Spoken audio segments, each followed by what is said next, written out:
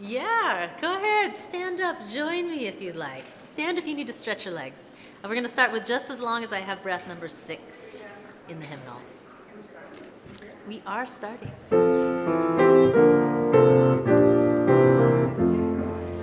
Just as long as I have breath, I must answer yes to life. Though with pain I made my way, still with hope I meet each day. If they ask what I did well, tell them I said yes to life. Just as long as vision lasts, I must answer yes to truth. In my dream and in my dark, always that elusive spark. If they ask what I did well, tell them I said yes to truth. Just as long as my heart beats, I must answer yes to love. Disappointment pierced me through, still I kept on loving you. If they ask what I did best, tell them I said yes to love. Yes. So good to have Everett here. Thank you. Thank you.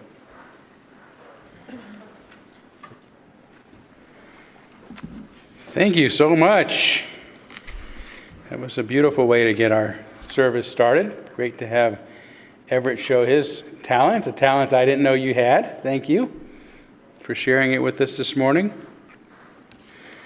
And good morning to all three of you. No. I'm kidding. There's a few more than that, but not many, and I'm glad of it. Those roads, the roads and walks out there right now are really treacherous. So if you've decided to stay home today and watch from home, that's probably a good idea, at least here in Spokane. But it is great to have folks joining us from all over the world, actually. So great to have everyone. I want to begin by welcoming you, as always, officially to the Unitarian Universalist Church of Spokane, where we join together to create a nourishing, liberal religious home and to champion justice, diversity, and environmental stewardship in our wider world. Or, as we say in short, to create community, find meaning, and live justly. Or work for justice. Or both. We might just add them. Live justly and work for justice. Yeah. So I want to begin, as always, by welcoming each and every one of you to this place, whether you're here in person or joining us remotely today. You're equally as welcome, and we embrace, as always, all that you bring with you, all of your unique beliefs and your background and your lifestyle and your experiences. And by the way, I heard wonderful Dan Ekritz out there. He came in and got a snow shovel and is literally trying to scrape the ice so that there's a safe walkway up to the church. So hopefully it'll continue to warm up and melt, and by 11 maybe it'll be a different story. So, but we also welcome Dan, even though I can only hear him outside the wall scraping the walk out there. So yeah, so welcome to everyone. Couple of things. I'm going to be speaking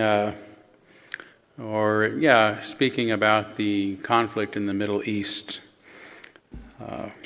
for lack of a better term. I mean, you're not going to gain any great insight out of it because it's a very complicated topic, but I've tried to simplify it. But it has given cause to let you know that our Social Justice Coordinating Council is sponsoring an Experience Palestine Film Festival starting next Sunday, January 28th, and then going every Sunday through February 18th at 4 p.m.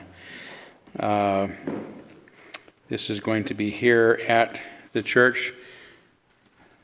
Does anyone know if there's been any plans to, do you know if there's plans to show it via stream or anything, or will this just be an in-person event? I think it's just in person. Probably just in person because of the technical difficulties. Will you check, and maybe we can clarify for folks in an email. You don't have to worry about it now, but if we can clarify it in an email later. So it's probably one of those events, though, that's going to be entirely local. So sorry to those of you who are remote, but the films are going to include one called 1948, one called Five Broken Cameras, AI Helm, MLK in Palestine, and then Imprisoning a Generation. So you can find more information about it, I'm sure, on our church website. But for those interested in this topic, that opportunity is coming up, and thanks to our Social Justice Coordinating Council for making that happen. Very timely, of course. And I also wanted to mention to you today, sort of just realized it this morning, that this will be the last time I will be in the pulpit until March. So, thank you. There's all sorts of wailing, and we were supposed to put tissues out on the... Just kidding. So I'm going to take a little February break, a February sabbatical, and just kind of recoup. But and then next Sunday is actually my scheduled Sunday off. But there's going to be some really outstanding services coming up, thanks to our guest speaker team, who's put a lot of stuff together. Jacob Johns, is the church member who was shot and damn near killed a few months ago, is still got tubes hanging out of his body and is traveling all over the world, continuing his mission to make the world a better place. But he's going to be one of our speakers in February. I know another speaker is going to give one of my first sermons to this congregation, whatever it is, 12, 13 years ago. So we'll see how much I've changed, if at all, since then.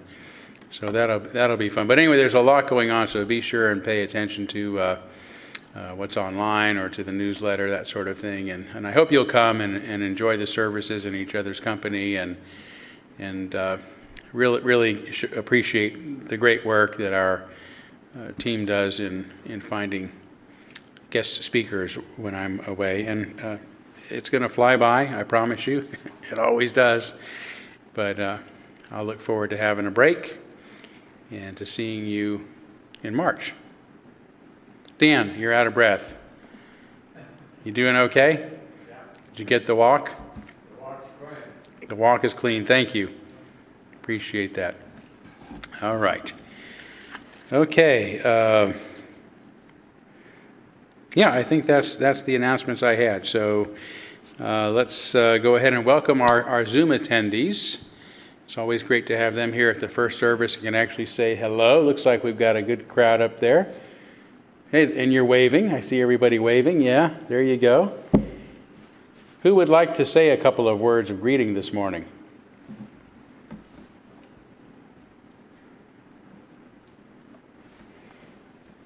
Todd, I think, I'm not sure that we have anybody new.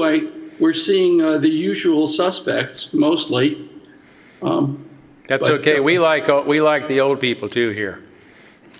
We didn't say old people. Oh, okay. We said usual suspects. We like the usual suspects too. Well, great to have all of you. Yeah. So we're as I said, kind of.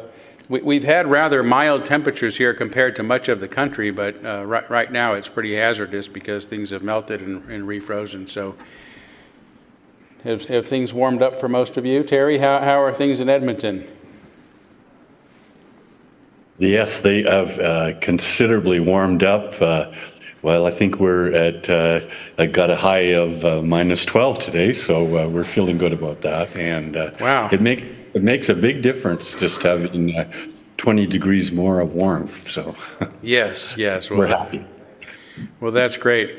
Well, I'm not going to say much because we've immediately gone into talking about the weather, which usually means we don't have much to say, but actually the weather is certainly a topic of conversation. But it's great to have all of you. Thanks for being with us in our service this morning. And let's take a few extra minutes now to greet one another.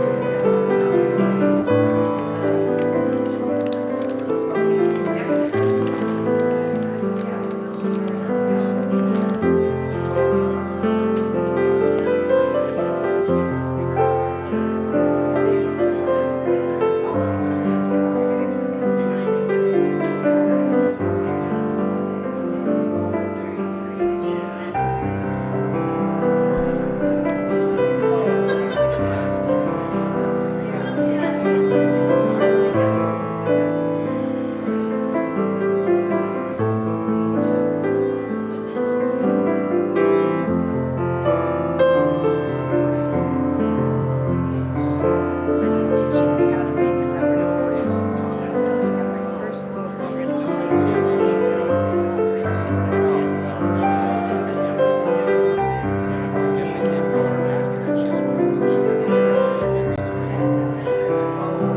Yes, yes. She and Alan did a whole thing for a few of us. One of the auction items.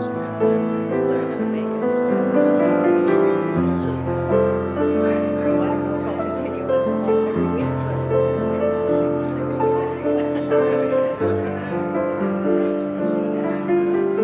yeah, I'm glad you announced the festival. I was going to do that in my reflection. I'll just take that one out. And I'll just admit, I just want to run around today to see what it says it starts today. It says it starts next week. And you were right. I mean, it says it starts today. If you want, it's in there. Oh, okay. That's fine. Sure.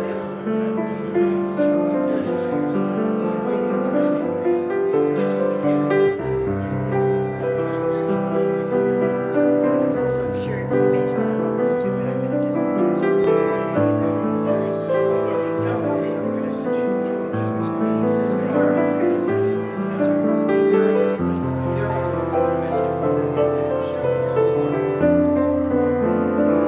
It's been so complicated with my family, some of the situation things.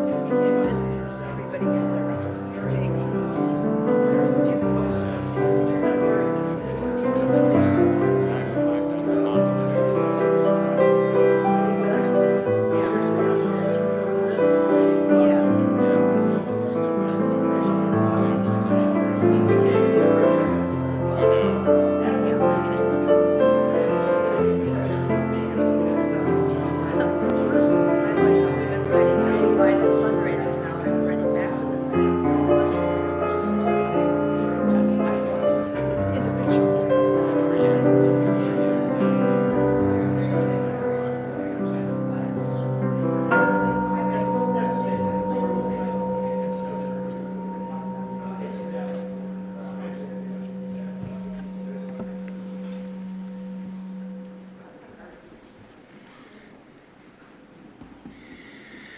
All right, thank you so much, and we'll have more opportunity to talk as always after our service, but let's move on now by lighting our chalice, the symbol of our faith, the symbol of our unity and our solidarity, of our openness and our inclusion, of our community and our individual uniqueness.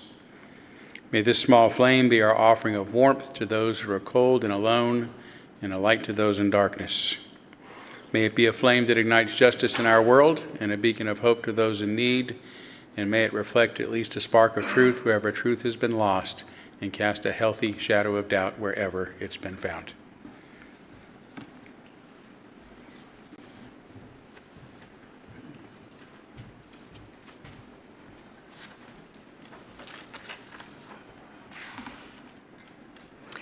As the daughter of a diplomat, I've always been interested in the Middle East. As some of you may recall, I lived in Rabat, Morocco as a teenager and studied Arabic there in a large high school where the Catholic daughters of French colonialists mingled with the Muslim daughters of the Moroccan elite, plus 2 Protestant French-speaking American girls from U.S. Embassy families. That's one of the reasons that I signed up last fall for an online course, Why Palestine Matters, offered by UUs for Justice in the Middle East. The course was startlingly timely. It began just before Hamas's brutal attack on Israel on October 7th, followed by Israel's horrific counterattack on Gaza. For many Americans, awareness of this issue started only on October 7th and was influenced by reactions to pro-Israel and pro-Palestine demonstrations here. But this conflict actually began over a century ago. It's a cynical story with no just resolution. The recommended reading for the UU course is the book that I think all Americans should read, The 100 Years' War on Palestine. Its author, Rashid Khalidi, is professor of modern Arab studies at Columbia University. A descendant of Palestinian aristocracy, his uncle was mayor of Jerusalem in the 1930s. Khalidi's book rose to number 3 on the New York Times bestseller list after October 7th. He interweaves the story of his prominent family with the tragic clash between 2 peoples claiming the same land. He describes Britain's support for a Jewish homeland in Palestine, cynically motivated by desire to prevent the settlement of displaced Jews in Britain. He describes the terrors of the 1948 Nakba, the Arab term for catastrophe, when Zionists, following a unilateral British withdrawal, slaughtered and displaced 750,000 Palestinians, including his grandparents who lost their home near Tel Aviv. He analyzes the role of the United States in backing an increasingly right-wing Israeli state. It's a complex story, and Khalidi doesn't spare criticism of leadership failures on the Palestinian side. I'm glad that Reverend Eckloff is taking on this fraught subject today.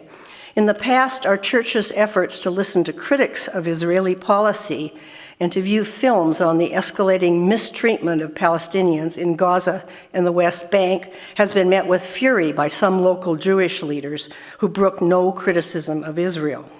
They would silence us by equating that criticism with anti-Semitism, which it is not. Americans pay dearly through our taxes for military and other support of Israel, and it is our right as Unitarians and U.S. citizens to criticize a foreign government that continues to suppress the civil rights of half of its inhabitants, 7 million Arabs. We will continue our dialogue on this subject.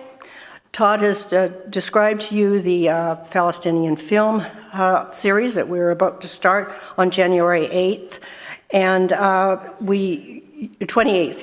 January 28th, 4 o'clock for 4 Sundays after that. And the details will be in the Sun, so please join us.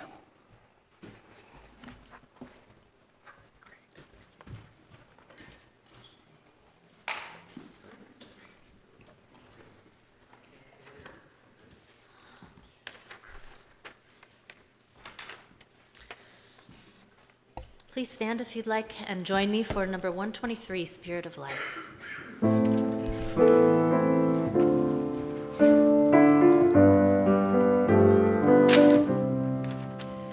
Spirit of life, come unto me, sing in my heart all the stirrings of compassion, blow in the wind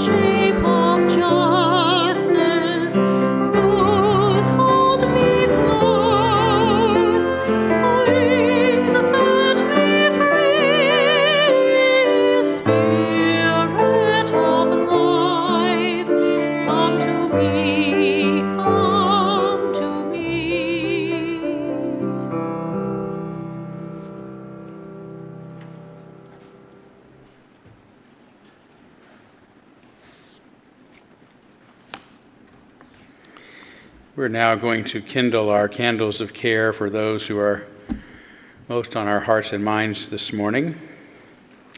And we'll begin, as we have been, on behalf of the people of Ukraine and that region of the world, as well as the people of Israel and Palestine. I should say the Palestinians. There's not an official Palestinian state, so we have to refer to the people, not to the place. But the Israelis and Palestinians who are suffering from the terrible violence and displacement and all the ramifications in those parts of the world. And the candle for Kurt Workmaster and his family who continue to endure the impacts of loss of family members as well as continued illness. So let's take a moment of silence on behalf of others you might be thinking of, and as always, you're welcome to name them aloud at this time if you'd like.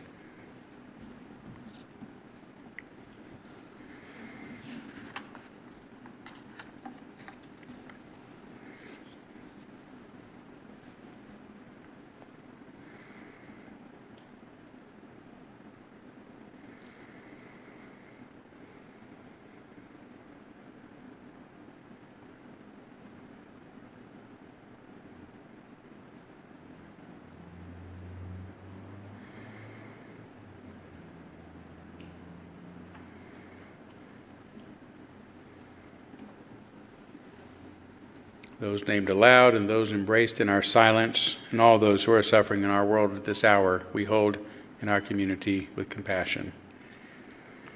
This is our third Sunday of the month, which means we have a special collection that will go to an organization that our community would like to support, and this month is the Odyssey Youth Movement, which promotes equity and equality for LGBTQ youth in the Spokane region through youth-driven programs and community education, a drop-off program that includes meals, snacks, program supplies, basic needs program that gives participants access to hygiene supplies, to bus passes, and to food for their entire household.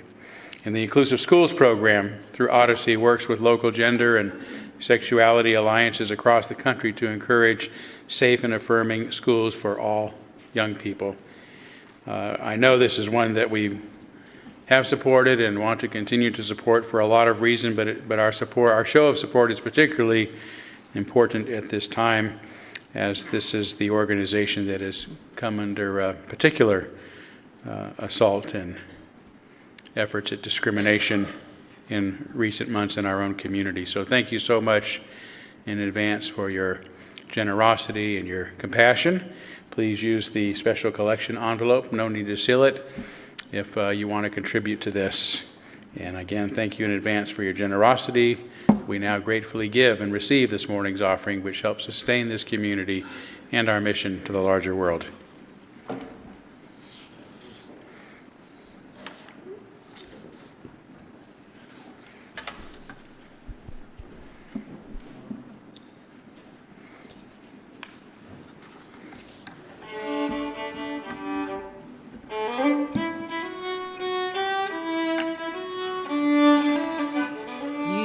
My sunshine, my only sunshine, you make me happy when skies are gray. You'll never know, dear, how much I love you. Please don't take my sunshine away.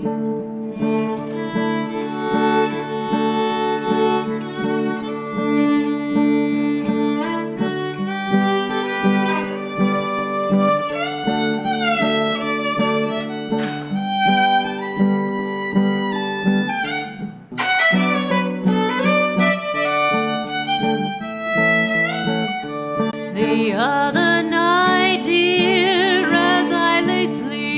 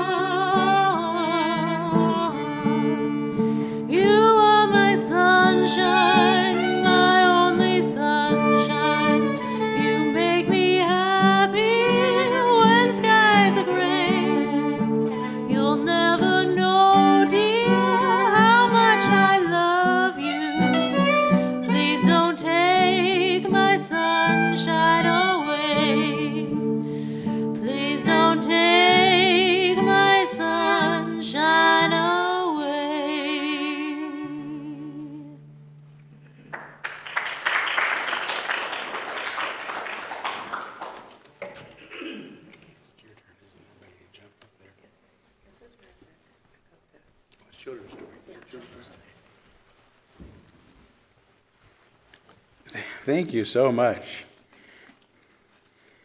That was great. Especially on a cold day where the skies are gray, you brought us some actual sunshine inside the sanctuary here. So thank you for that. Time for the story for all ages. Hang on. Oh my God.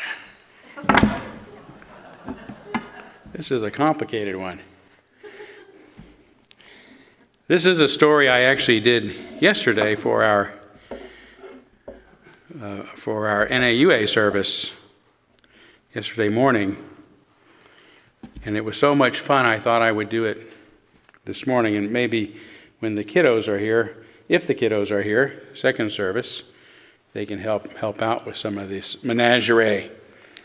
But this is actually a story. It's an adaptation of an old folk tale from the Brothers Grimm about a songbird. And this songbird is known not only for being the most beautiful bird in the entire forest, but also having the most beautiful song to sing, most beautiful voice. Would you like to sing for us? You see what I mean? This beautiful singing soon attracted a huge and very hungry bear.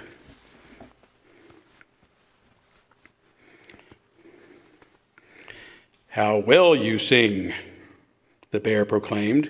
"Will you teach me how?" "Of course," said the songbird, not letting itself be fooled. "Just do as I say. Put your paw into that tree hole." The bear looked and went to a nearby tree and put its paw into the hole, and the songbird very quickly grabbed a stone and jammed it in, trapping the bear against the tree. This freed the bird, of course, to go about its way, singing its beautiful melodies through the forest, which very soon caught the attention of a hungry lion. This one's a little tight. Yeah, oh goodness. Wait for your cue. And the hungry lion said, "My, what a beautiful voice you have." "Why, thank you. Won't you please teach me how to sing?" "Well, of course," the songbird said, not being fooled for 1 minute. "Just put your paw inside that hole in that tree over there to begin." And so the lion looked over, saw the hole, put its arm in the tree, and the bird again quickly grabbed a big stone and lodged it in there, and the lion was stuck against the tree, giving the bird the freedom to go about its merry way, singing its merry melodies, which soon caught the attention of a hungry eagle. Now, don't squeak when you do this. Thank you for the help. And the eagle soon flew down and said, "My goodness, what a beautiful singing voice you have." "Why, thank you," said the bird. "Would you teach me how to sing?" "Of course," not being fooled for a minute about the eagle's intentions. "Just to put your wing inside that hole in that tree to begin." And so the eagle looked and saw the tree and put its wing inside the hole, and the bird very quickly went and stuck a rock in there, trapping the eagle against the tree, freeing the bird to go about the forest singing its beautiful song. Now, the 3 predators eventually escaped and were very upset and angry, and together went out in search of the songbird. But being a very smart songbird, it went and found a big pet dog. And once the other animals saw that giant dog, they fled and left the songbird to go about its life peacefully through the forest, singing its melodious harmonies. The end.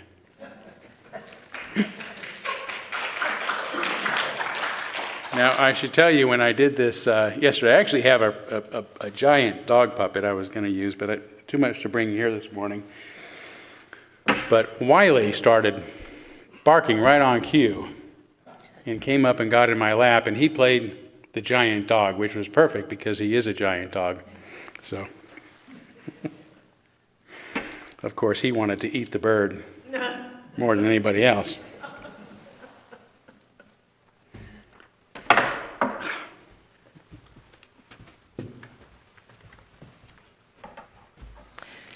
As we prepare for meditation, I invite you to breathe deeply and reflect on a segment of a poem by Palestinian poet Hanan Ashbari. It is titled, "From the Diary of an Almost 4-Year-Old." Tomorrow, the bandages will come off. I wonder, will I see half an orange, half an apple, half my mother's face, with my one remaining eye?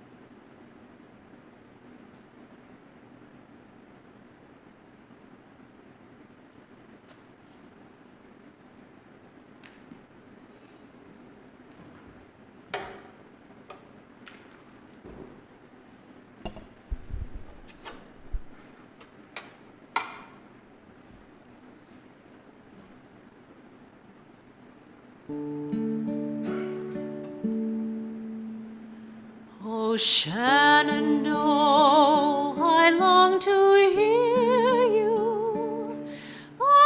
Away, you rolling river. Oh, Shenandoah, I long to hear you. Away, I'm bound away, cross the wide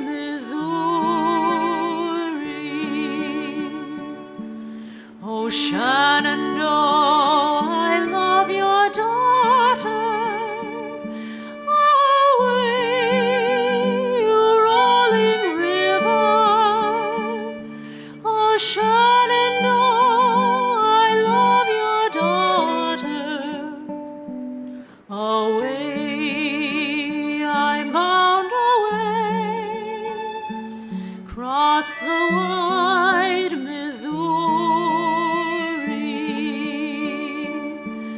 Oh, Shenandoah, I'm bound to leave you. Away, you rolling river. Oh, Shenandoah, I'm bound to leave you. Away, I'm bound away, cross the wide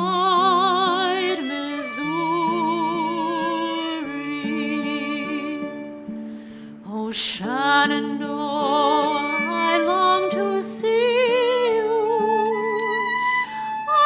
Away, you rolling river. Oh, Shenandoah, I long to see you. Away,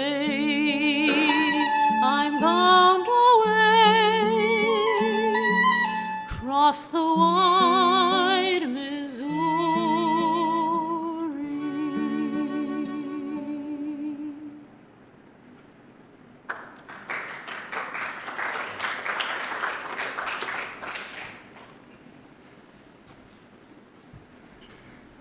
Thank you both so much. That was just extraordinary, as always.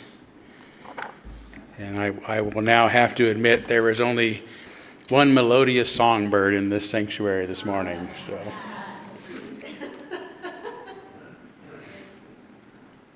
It's true.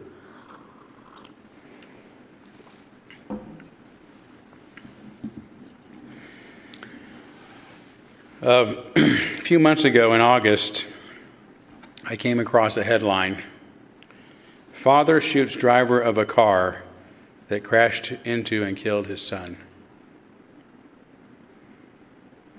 It was such a horrific story that I avoided reading it.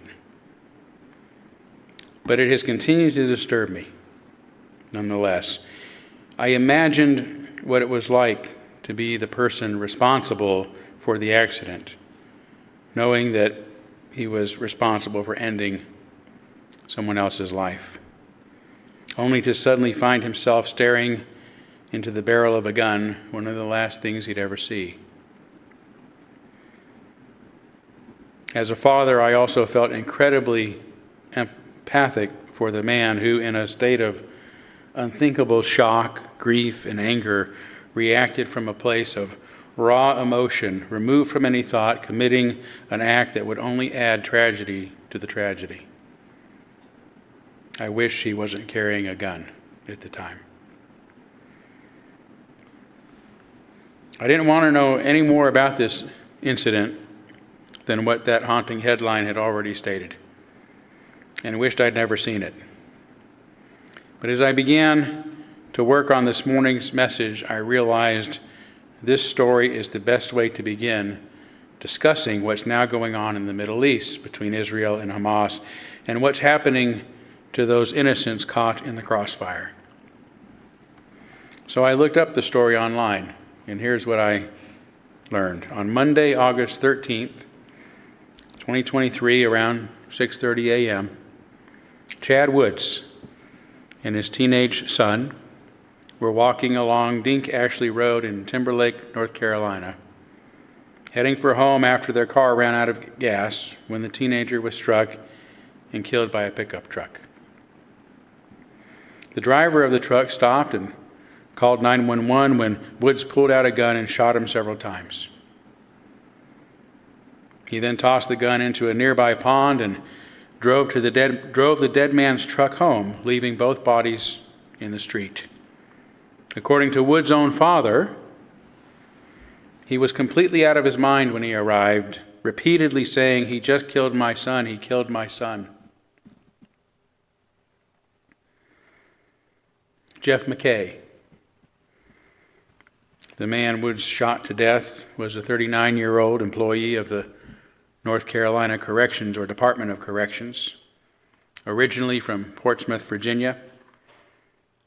His obituary described him as a great caring man who was loved by many. Jeff loved everyone he knew and wanted to help all that he could. He would jump into action when anyone asked. A loving, kind soul that loved to fish, grill, and hang out with his family and friends. He had an infectious smile that could light up a room with his laugh. McKay leaves behind his wife Jessica and their 2-year-old daughter. The teenager, Chad Edward Woods II, was only 17 years old and was born in Orange County, North Carolina. His obituary says he leaves to cherish precious memories, his parents, Chad and Crystal Minor Woods, 3 brothers, Charles Minor, Carter Woods, and Caleb Woods, all of the home, his grandfather, Lawrence Claiborne of Roxborough, North Carolina, and a host of other additional loving relatives and friends. Both Chad and Jeff died during their ill-fated encounter on Monday morning, August 13th, 2023. Chad Woods Sr. was soon arrested and charged with second-degree murder, vehicle theft, and the illegal possession of a firearm, and held under $500,000 bond. There haven't yet been any further updates, but Woods is sure to stand trial and will very likely be convicted of murder and spend years in prison. This is right. As much as we can empathize with him over the loss of his child, we cannot condone this type of revenge, be it premeditated or committed as a crime of passion. As tragic as this situation is for everyone involved, as much as I disdain our punitive criminal justice system, we cannot allow anyone to get away with murder or violence against others. And we know that.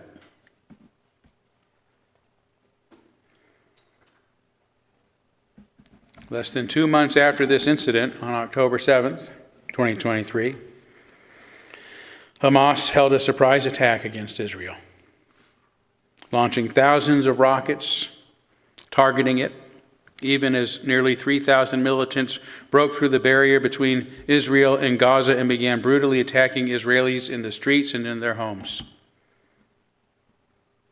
The stories of cruelty, sadism, and the sinister disregard for human life they committed are horrifying. Nearly 1,200 Israelis were murdered during that onslaught. Most of them were civilians, along with the capture of more than 250 Israeli hostages who have horror stories of their own to tell. For those of us who understand the plight of the Palestinian people, we can empathize with those who feel angry and vengeful enough to lash out, people trapped behind a wall, living for more than a decade under a blockade of necessary goods. We can understand why they would be angry watching so many of their children being arrested and indefinitely imprisoned without ever being charged or given a chance to prove their innocence. We can understand the outrage as they watch the continued incursion onto their lands and the increase of Israeli settlements in the West Bank.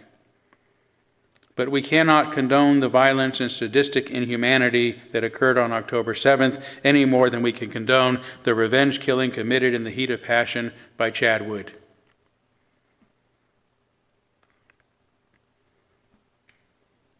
But given the terror of the initial reports, we can also understand why Israel had to act. We may even understand why its response was a violent one.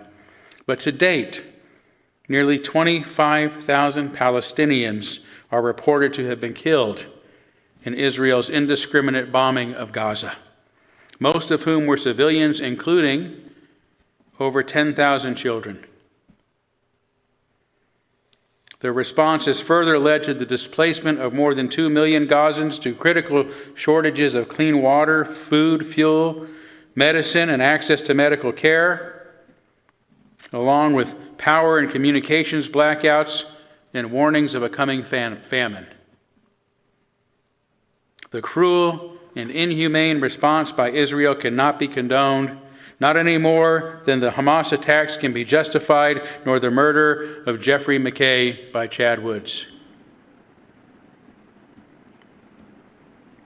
The United Nations Human Rights Council has determined there is clear evidence that war crimes may have been committed in the latest explosion of violence in Israel and Gaza, and all those who have violated international law and targeted civilians must be held accountable.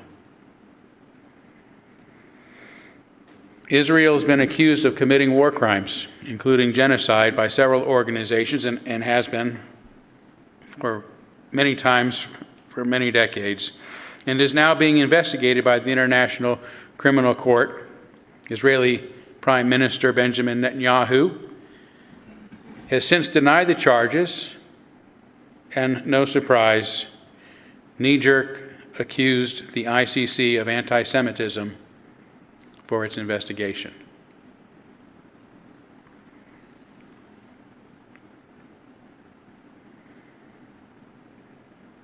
On September 11th, 2001, 19 Islamic extremists, members of the Al-Qaeda terrorist group, hijacked 3 airplanes full of passengers and used them in suicide missions against targets in Pennsylvania, Washington, D.C., and New York City, including the World Trade Center, causing their collapse and the deaths of more than 3,000 innocent people.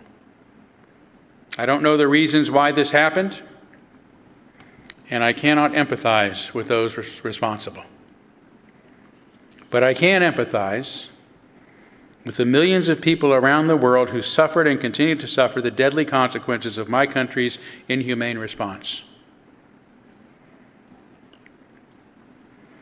First came the invasion of Afghanistan, only a month later.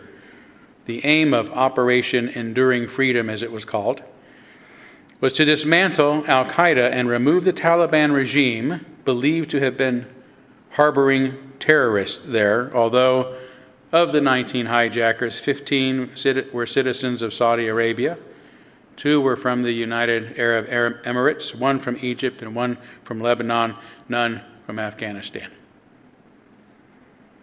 Yet the U.S. military maintained a presence in Afghanistan for 20 years, making it America's longest war in history, if we don't count its drug war against our own citizens. But it finally withdrew in 2021. When it finally withdrew in 2021, I should say, the Taliban that the war was supposed to have eradicated immediately regained control of the devastated nation. Yet estimates suggest that over 170,000 people were killed during that war, including tens of thousands of Afghan civilians. That's 170,000 in response to the evils of 19 extremists.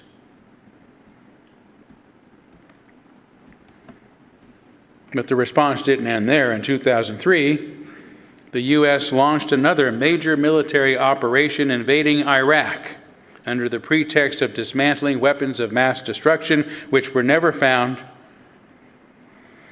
and overthrowing Iraqi leader Saddam Hussein's regime, even though Iraq had absolutely nothing to do with what happened on 9/11.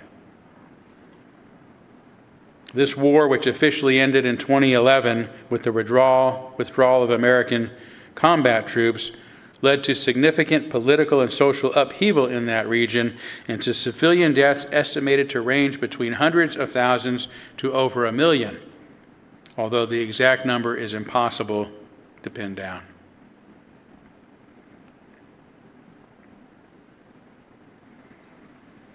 These 3 stories, the murder of Jeff McKay by Chad Woods, Israel's response to Hamas, and the U.S. response to the terrorist attacks of 9/11 are all similar in that they were and are, in the case of Israel, quite literally overkill. The difference is that Chad Woods will be prosecuted and probably go to prison for the murder of 1 man. The U.S. has suffered no legal consequences for its callous disregard for human life, except another bloodstain on our nation's soul, as if anyone cares. We'll see the consequences, what consequences Israel might face for its war crimes, although I doubt there will be any.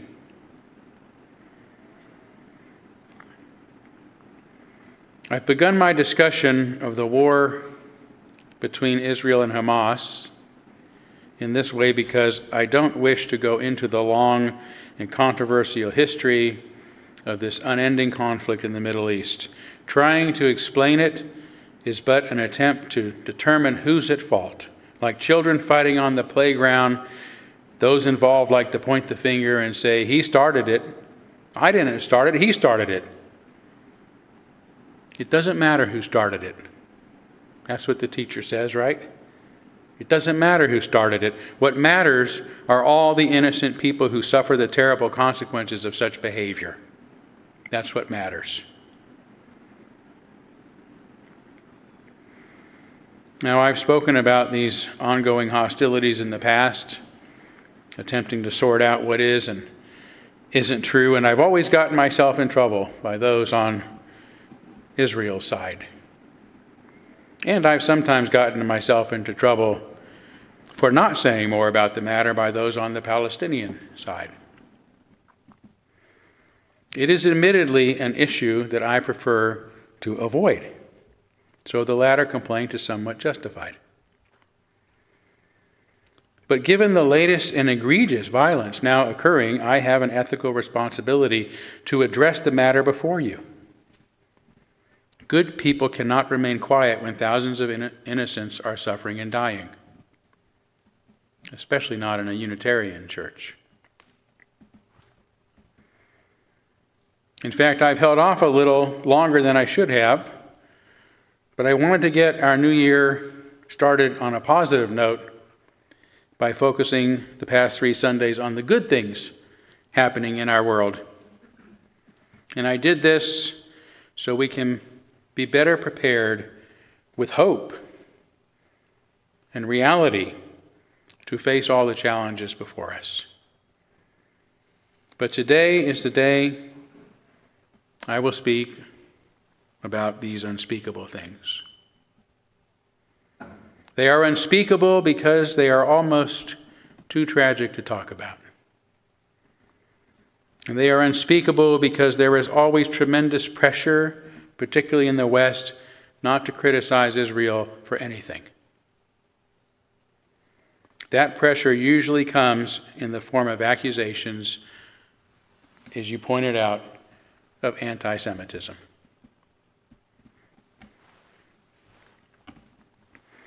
The first time I spoke on the matter was more than 20 years ago, early in my ministry, after I'd been studying the matter for my own personal edification. I was still too naive enough about it that I had no idea of the pushback I'd receive.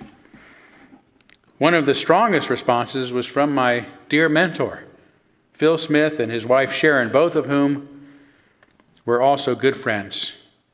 I was surprised by their reaction and similar reactions from others, because the concerns that I brought up regarding the suffering of innocent people, of innocent Palestinians, seemed incontrovertible.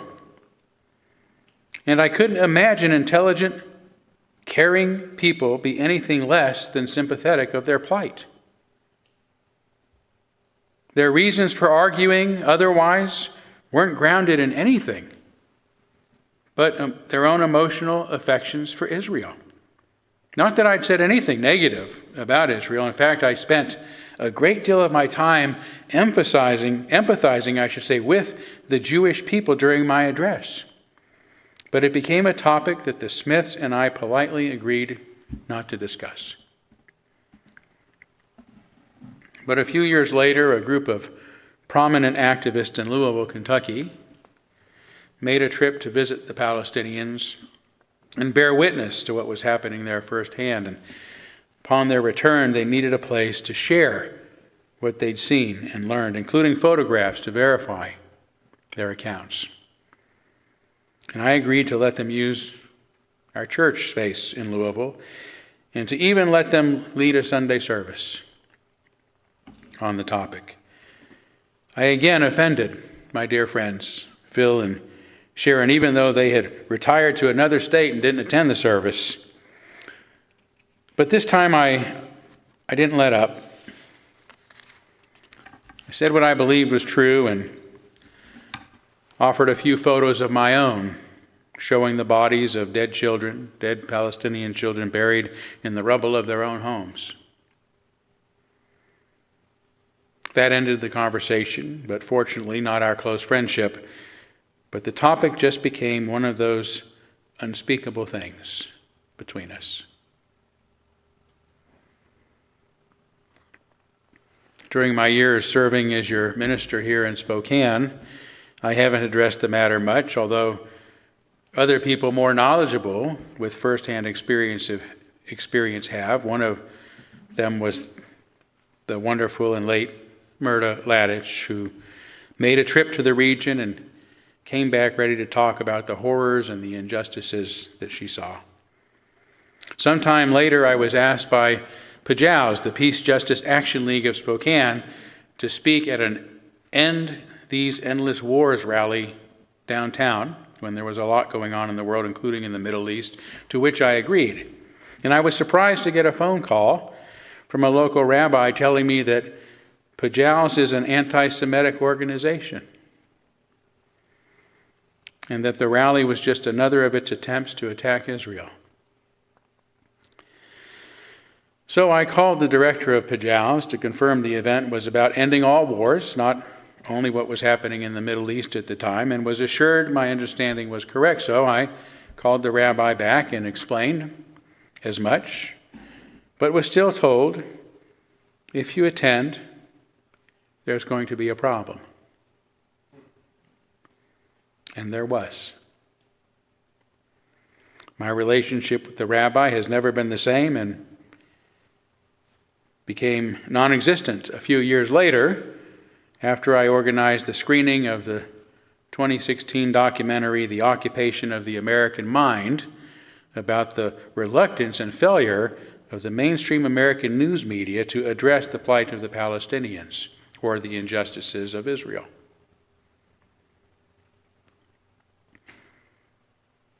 I received another phone call from the rabbi letting me know the film is anti-Semitic and full of anti-Semitic tropes.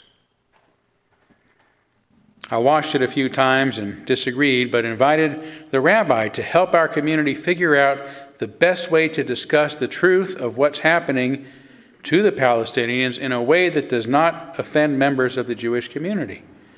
Although the rabbi agreed that at the very least it's true to say the Palestinians are getting a raw deal, I was told that's not going to happen.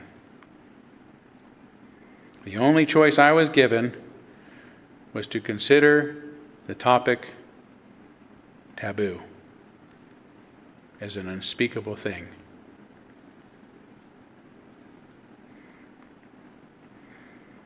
But instead of inviting the greater Spokane community to the screening of that documentary, I invited another rabbi to come to Spokane to talk about the matter. Rabbi Michael Davis. Rabbi Davis, who was born in Israel and served in its army, empathizes, with the Palestinian people and isn't afraid to talk about it honestly and publicly. He came and he spoke at our church in 2019, the day after I had been publicly censured by the UU Ministers Association for being a racist, homophobic, transphobic, ableist, classist. And the day after my name appeared on the watch list of an alt-right conservative as one of the most dangerous liberals in Spokane. And the day before I would be forever labeled an anti-Semitic by many in the local Jewish community.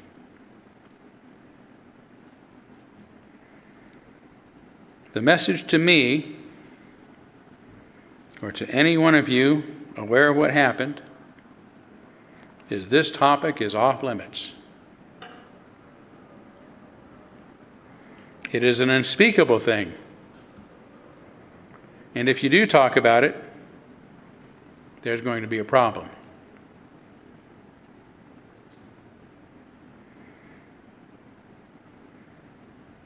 Again, I've spent most of my time this morning telling stories rather than sorting out the complicated facts.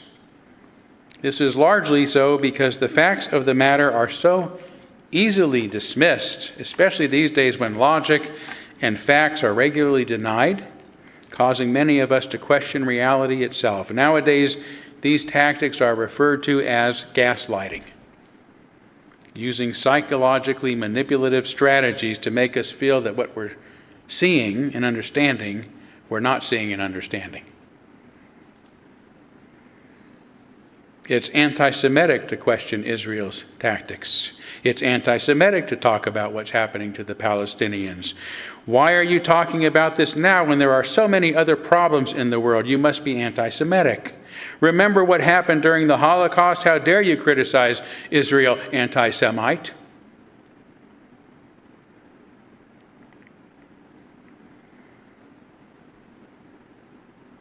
Here's what I know is true.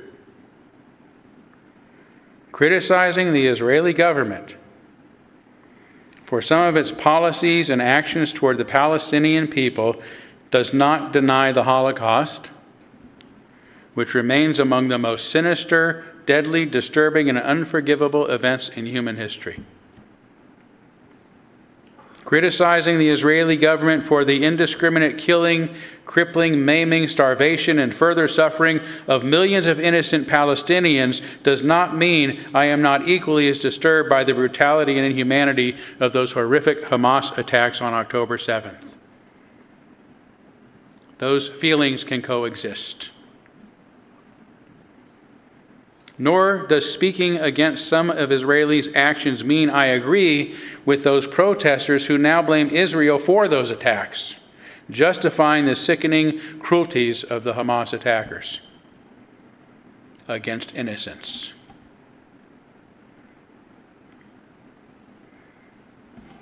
Speaking against Israel's actions does not make me or anyone else anti-Semitic, no more than speaking out against and actively protesting in the U.S. wars in Afghanistan and Iraq made me unpatriotic or un-American. What I know is that indiscriminately killing innocent Palestinians as well as Israeli hostages, then blaming Hamas for using them as human shields, is the worst kind of gaslighting. We're not doing it. It's Hamas. They put them in our way. Shame on them. That doesn't fly. That's nonsense. Those who pull the trigger, no matter the circumstances, bear the brunt of the blame. And I know that thousands of innocent human beings, thousands of children are now dead, and thousands of others injured in a variety of ways, and millions displaced and hungry and thirsty with nowhere to turn for help or cover. I know that to be true.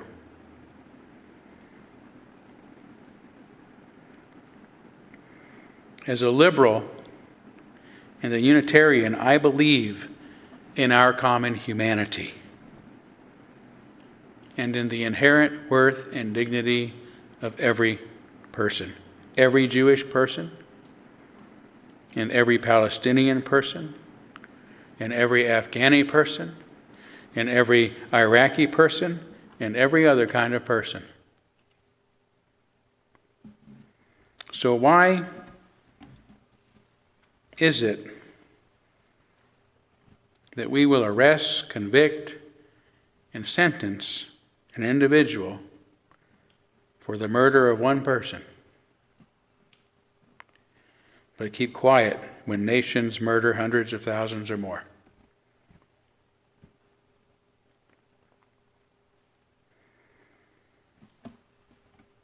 Until, for this very reason, we are able to make war itself a war crime,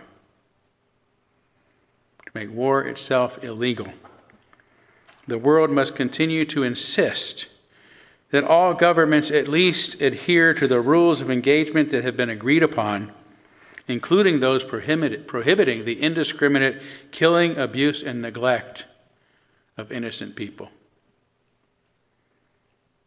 And we must hold every nation that commits war crimes accountable for its actions, just as surely as Chad Woods will be held accountable for his crime.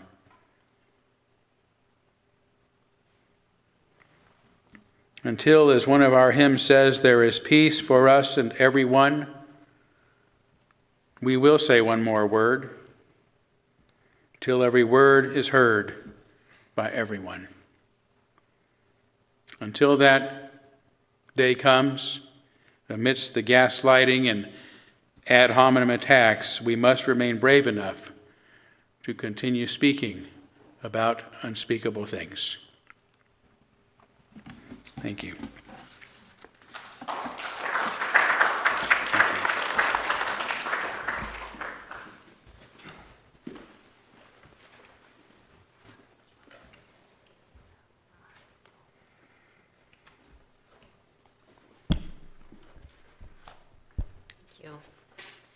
Please stand, join me for our last hymn, When Our Heart is in a Holy Place, number 1008 in the Teal Hymnal.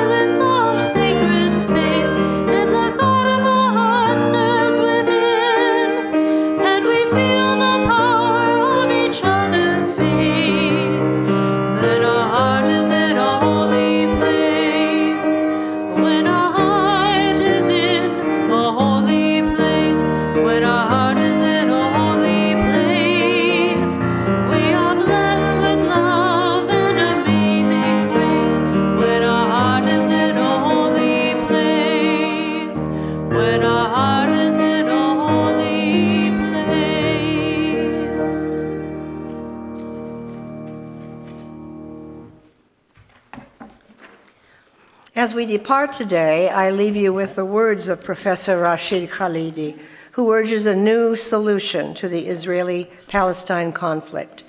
Only such a path based on equality and justice is capable of concluding the 100 Years' War on Palestine with a lasting peace. Amen. Blessed be. Salam alaikum and shalom.